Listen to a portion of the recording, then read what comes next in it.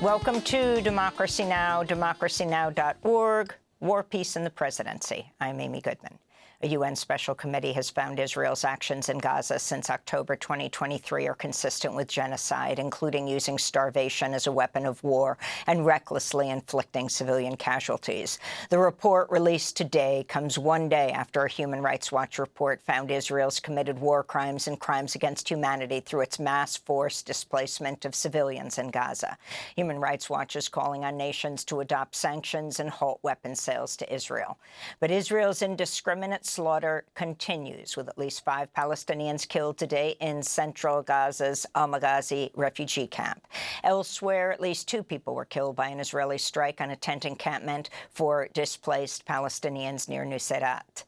Meanwhile, the UN's Humanitarian Affairs Office warned Palestinian children are at high risk of injury or death from unexploded ordnance left after more than 13 months of Israeli attacks.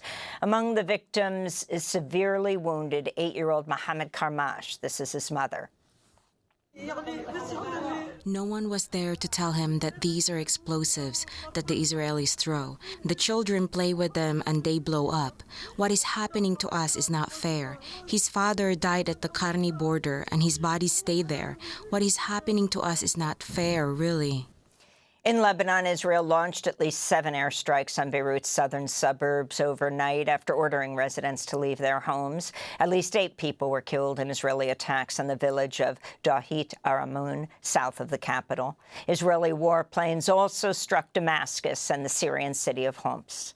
In southern Lebanon, Israel's army says 6 soldiers were killed Wednesday in exchange of gunfire with Hezbollah fighters defending Lebanese territory. The deaths were announced after Israeli Defense Minister Israel Katz said he'd expanded Israel's military ground operation in southern Lebanon. Meanwhile, the Washington Post is reporting a close aide to Prime Minister Benjamin Netanyahu told Donald Trump and his son-in-law Jared Kushner this week that Israel's rushing to advance a ceasefire deal in Lebanon is a gift to Trump ahead of his inauguration in January.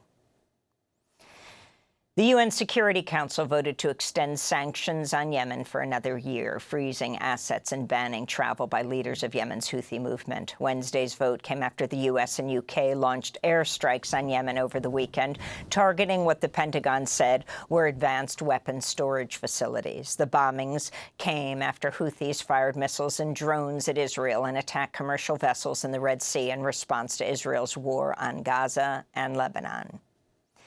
Senate Republicans have selected John Thune of South Dakota to become the next majority leader, replacing Mitch McConnell as the party's leader. Republicans picked the establishment conservative over Texas Senator John Cornyn and Trump loyalist Florida Senator Rick Scott.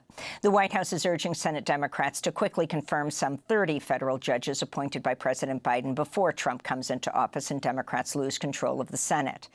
Meanwhile, Pennsylvania Senate race is headed for a recount as Republican David McCormick remains ahead of incumbent Democratic Senator Bob Casey by only 28,000 votes.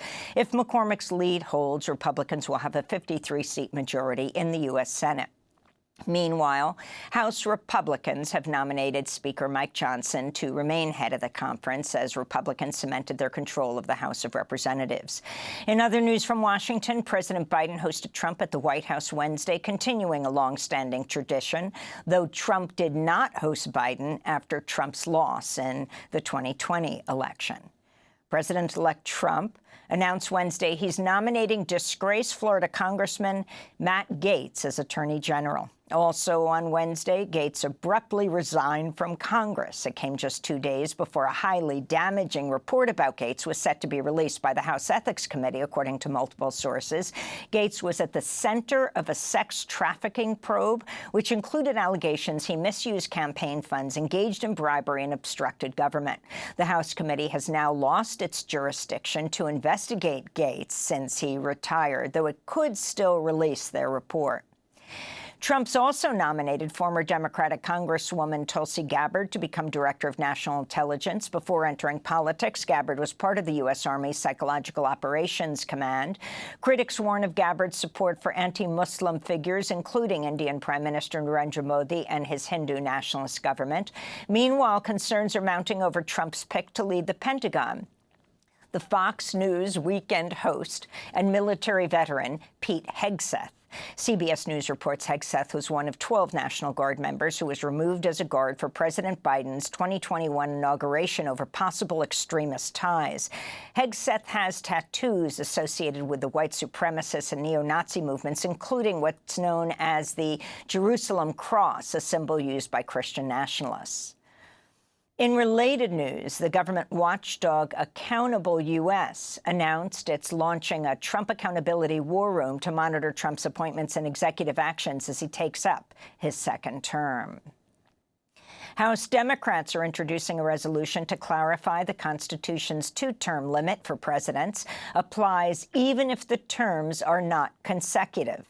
The resolution, set to be unveiled by New York Congressmember Daniel Goldman today, comes after Trump joked to House Republicans on Wednesday, quote, "I suspect I won't be running again unless you say, he's so good, we've got to figure something else out," unquote.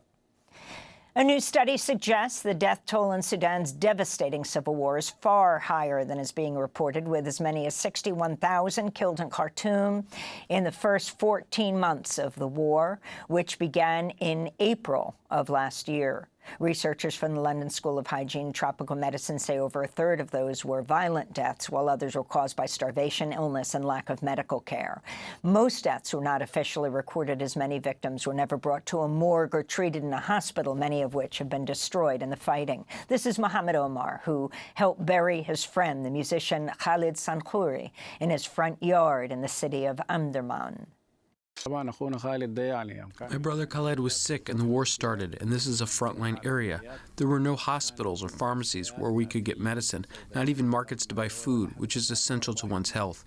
These were all factors which had an impact until his body was frail and he got sick. The war in Sudan has forced some 11 million people to flee their homes and led to the world's largest hunger crisis. Half of Sudan's population, nearly 25 million people, are in need of aid.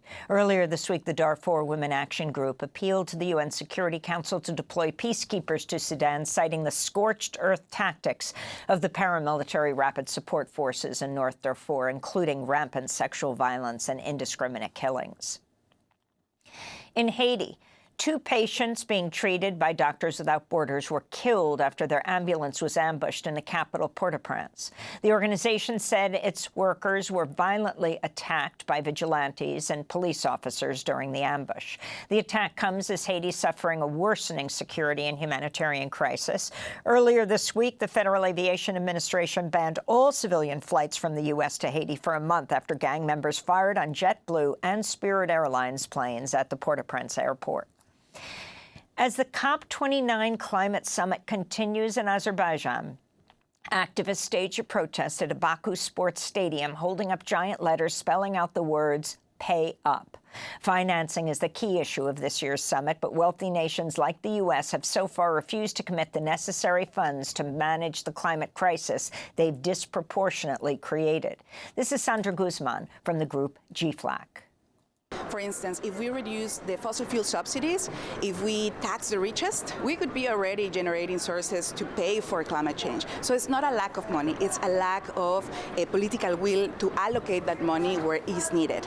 This comes as a new report says $1 trillion per year should be spent on helping poorer countries mitigate the effects of the climate disaster. A separate report finds the world is on track for a disastrous 2.7 degrees centigrade temperature rise. In other news from COP29, Argentina has withdrawn its 80-plus negotiators from the UN summit. Argentina's far-right president, Javier Milei, has previously called the climate crisis a socialist lie.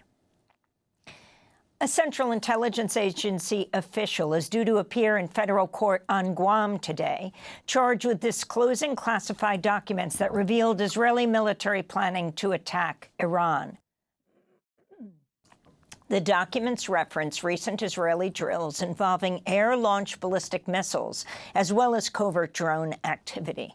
The official, Asif Rahman, was arrested in Cambodia last week and indicted on 2 counts of willful retention and transmission of national defense information under the Espionage Act. Meanwhile, a federal court in Massachusetts has sentenced Air National Guardsman Jack Teixeira to 15 years in prison for violating the Espionage Act. The 22-year-old had pleaded guilty to leaking highly classified Pentagon intelligence documents about Russia's war in Ukraine to a group of gamers on the messaging app Discord.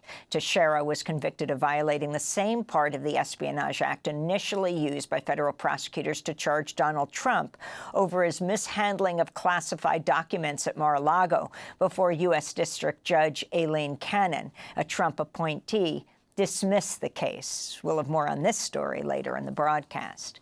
And in media news, The Guardian announced it'll no longer post their content on X, formerly known as Twitter, though X users will still be able to share Guardian articles from the platform. The Guardian writes, quote, "The U.S. presidential election campaign served only to underline what we've considered for a long time, that X is a toxic media platform and that its owner, Elon Musk, has been able to use its influence to shape political discourse." And those are some of the headlines. This is Democracy Now!, democracynow.org. War, Peace, and the Presidency. I'm Amy Goodman.